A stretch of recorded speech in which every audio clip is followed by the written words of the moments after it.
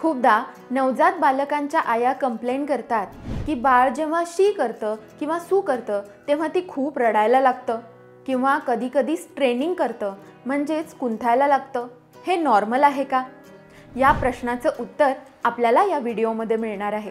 चला तर मग सुरू करूयात।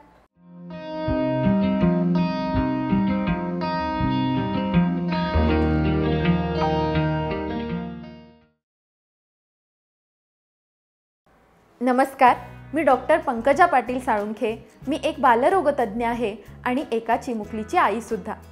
या व्हिडिओमध्ये जसं मगाशी सांगितलं त्या पद्धतीने नवजात बाळाला शी किंवा सू करताना खूप रडताना तुम्ही पाहिलं असेल।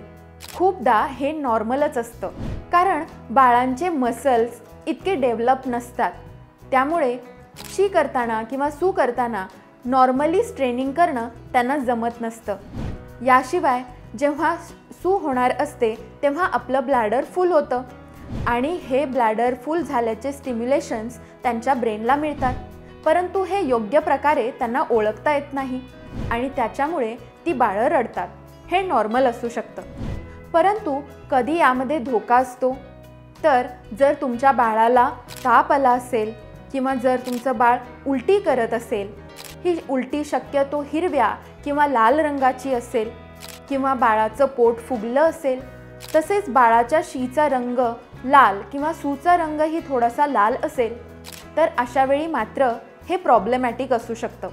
अशा वेळी तुम्ही नक्की तुमच्या डॉक्टरांचा सल्ला घ्या। अशाच हेल्पफुल आणि इन्फॉर्मेटिव्ह व्हिडिओसाठी डॉक्टर मॉमी चॅनलला नक्की सबस्क्राईब करा। धन्यवाद।